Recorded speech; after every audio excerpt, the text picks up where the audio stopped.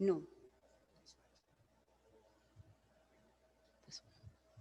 Let's see. Is it? No. They are insisting on Amin Tijani.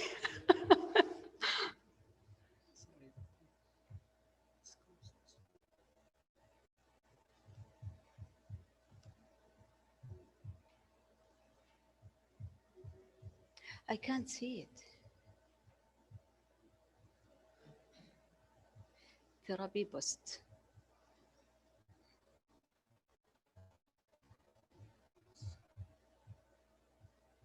Yeah, this is the one. Thank you. Okay. So to start with, we all know that approximately 20% of patients with hormonal positive HER2 early breast cancer will experience disease recurrence within the first 10 years of life post-diagnosis. There are, of course, some clinical and pathological features that may make it more possible or higher of recurrence rates, such as Ki-67 high. I think you have listened previously to first-line setting and the treatment of endocrine sensitive. What's لخبطوني.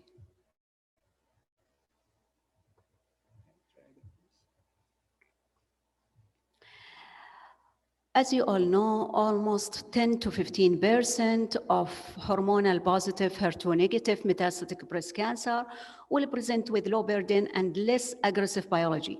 And those type, we will give them almost hormonal therapy alone. While another 10 to 15%, maybe they will present with more aggressive like visceral crisis. And in that case, we are gonna use chemotherapy.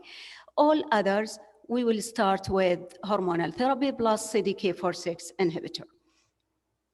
As you heard earlier that the introduction of CD4/6 inhibitor and including them in treatment of first-line metastatic hormonal positive breast cancer or second line are based on several clinical trials presented earlier with the evidence of improvement and progression-free survival, as well as overall survival. As seen here, these are the 3 trials for the well-known CDK4/6 inhibitor with consistent improvement in progression-free survival among all these trials in endocrine-sensitive, hormonal-positive, HER2-negative metastatic breast cancer. Not only in hormonal sensitive, but also the treatment effect of these CDK4/6 inhibitor included endocrine resistant disease in first and second line.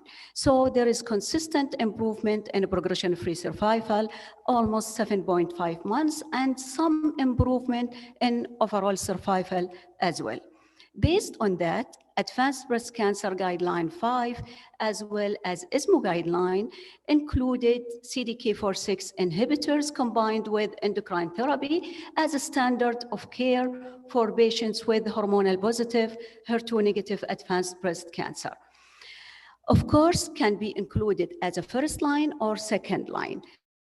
And important to know in this, even for postmenopausal, not only for postmenopausal, but also for postmenopausal, as well as for premenopausal and men. But in this case, you need to put the patient on LHRH agonist as well, whether in men or premenopausal lady. So at present, unfortunately, there is no validated predictive biomarkers other than hormonal receptor status exist to identify who will benefit or not benefit from the addition of CDK4/6 inhibitors or other agents to endocrine therapy. And none of the studied biomarkers available now, it's ready to be used in a clinical practice, unfortunately.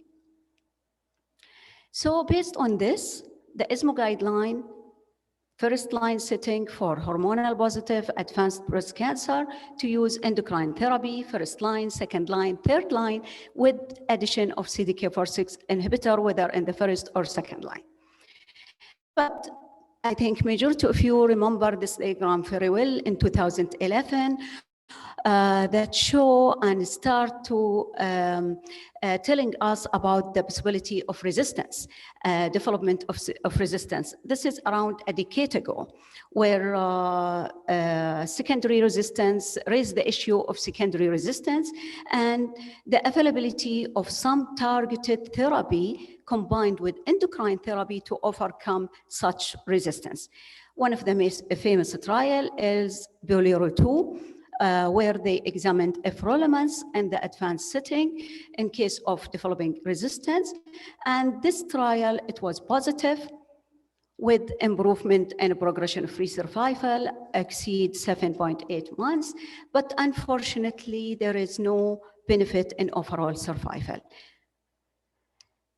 What's important that adding everolimus combined with endocrine therapy, any endocrine therapy, whether tamoxifen or exemestane, it provides significant clinically relevant benefit. But what we know that it has some side effect, which is really, some of it, it's intolerable, and it's major side effects with less efficacy as compared to CDK4/6 inhibitor. And this is why it's better to use it in the second or third line and not to use it in the first. So the addition of everolimus to AI is a valid option for some patient previously exposed to CDK4/6 inhibitor. The decision, it depends on the toxicity and other associated comorbidity in the patient. Of course, in the ABC guideline, they included how to manage patient on everolimus for the mucositis and stomatitis. And these are the guideline in the ABC5, where there is a use of steroid mouthwash. There is, we need to educate the patient as early as possible. Early intervention is recommended, and all these things prior using everolimus. Not only everolimus for mTOR inhibitor, another pathway which is really also common, and it's in the literature, it's around 40% of patients with hormonal positive, HER2 negative breast cancer will harbor mutation in PIK3 kinase. And there is a medication which is PIK3 kinase inhibitor, alpelisib, which show and demonstrated a lot of anti-tumor activity in preclinical models. Based on that, this is the background of SOLAR-1 study, which was presented in 2019 in San Antonio, and then updated in 2020 again in San Antonio, where they examined patients with PIK3 kinase mutant having hormonal positive, HER2 negative advanced breast cancer, and they randomized each line either to alpelisib plus fulvestrant versus alpelisib for mutant and non-mutant. Yani for example, the mutant one, they are randomized 1-to-1, either alpelisib, fulvestrant, or placebo fulvestrant. And the non-mutant, again, randomized to either arm. And the results, as shown here, there is definitely progression-free survival in PIK3 kinase mutant patients, improvement in progression-free survival. Unfortunately, there is no improvement in overall survival. It's prolonged by 7.9 months, but the final overall survival analysis in PIK3 kinase mutant cohort numerically improved, but not statistically. But what we know that progression-free survival for patients in that trial, around 7% of patients, they received CDK4/6 inhibitor prior to enrollment. And results of improvement, it's evident in both whether they are exposed to CDK4/6 or not. There is no prior CDK4/6. What's important, and I want to highlight, there is no evidence that improved in overall survival, but the time to first chemotherapy, which is also very important, it is prolonged with the use of alpelisib. But always we need to keep in mind that there are some unique adverse events associated with alpelisib use. The most important is hyperglycemia and diarrhea, and this is why taking care when we use alpelisib, we have to take in our account and consideration the inclusion and exclusion criteria that was listed in SOLAR study. And this is why alpelisib was added based on these results, added in Advanced Breast Cancer Guideline 5 to be the treatment option for patients with PIK3 kinase mutation tumor previously exposed to AI or exposed to CDK4/6 inhibitor. Again, this to show you the everolimus, it's again active in both PIK3 kinase wild as well as mutant, but the activity of everolimus and PIK3 wild is more than that in mutant one. And this table summarizes the activity of everolimus as compared to alpelisib, and of course, in PIK3 kinase mutant patient, the activity of alpelisib is much more higher than that of everolimus. Another study presented by Hobrogo in ASCO 2020 is the BILIVE study, which is a phase 2 trial that it tests the addition of alpelisib for those patients who are experienced other lines, such as CDK4/6 inhibitors, as well as some they had chemotherapy.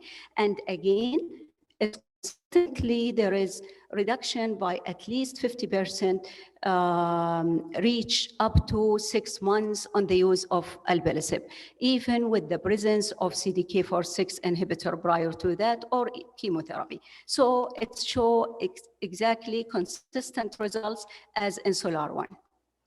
So in summary, after first-line therapy, CDK4/6 inhibitor for hormonal positive HER2-negative breast cancer, second-line therapy for those with PIK3 kinase mutation now include alpelisib plus fulvestrant and endocrine therapy. It showed better response, questionable overall survival. It's better in response in visceral metastasis, as well data from inpatient previously treated with CDK4/6 inhibitors included. So everolimus for PIK3 kinase wild type, while alpelisib for mutant one. Of course, we need to keep in mind prophylaxis is essential with antihistamine, steroid mouthwash, glucose control due to the unique side effect associated with alpelisib. At current knowledge, endocrine therapy plus CDK4/6 inhibitor remains the preferred first line, especially it's well tolerated, much lesser toxicity than others, independently of PIK3 kinase status. Whereas preferred second line, endocrine therapy plus alpelisib and PIK3 kinase mutant, and endocrine everolimus and PIK3 wild type, and always not to forget education of patient. And of course, when patient progressed in first-line CDK4/6, we need to do the tumor profile to see and to see whether the patient PIK3 mutant or not.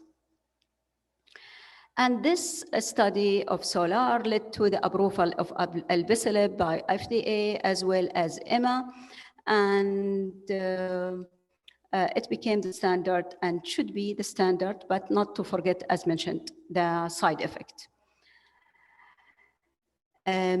This is an ABC guideline 5. They included, since they include the alpelisib and everolimus in their guideline, they included special documentation on how to deal with the side effects, such as hyperglycemia and hyperlipidemia, and management of, as well, management of mucositis. And always, reduction of the dose is better, much better than interrupting. So the main take-home message is use several lines of endocrine therapy before moving to chemotherapy. Give the same option to premenopausal as well to men, but with the addition of LHRH agonist. And this is just to summarize the guideline in ABC 5. The one on the left, the endocrine therapy, first, second, third line, and then to see after the second, the PIK3 kinase mutation status, and then to decide whether with alpelisib or everolimus or others. If patient in physical crisis or symptomatic patient, we might use chemotherapy, but even with the use of chemotherapy, we should use as a single agent if possible, if they are not on crisis, and to avoid polygenic chemotherapy and to use only single sequential chemotherapy. And metronymic medicine.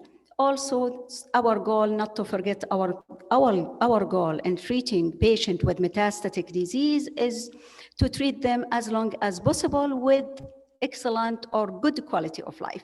So toxicity profile is crucial. Dose reduction are acceptable and often needed, but better than interruption. Always oral, better than IV if we can, is more convenient, cost effective, and it is patient preference. And this is a survey done for a number of patients, and the survey included that majority of patients, they are keen to receive oral better than IV, and much less side effect with it, and better convenient for them. So metronomic therapy, chemotherapy, is a treatment option for patients when we use chemotherapy as a single agent. The common regimen is CM, which is cyclophosphamide methotrexate, or capecitabine or phenylephrine based regimen. By this, I finish very short talk, to the point. Okay, thank you very much, Dr. Omalkhair. Thank you very much for the very elegant presentation, and we'll keep the questions to the end. I hope that you can stay with us till the end for the discussion. But now I think it's time to move to the last presentation in this session. It will be about the treatment of endocrine-resistant breast cancer. This will be presented by my dear colleague and friend,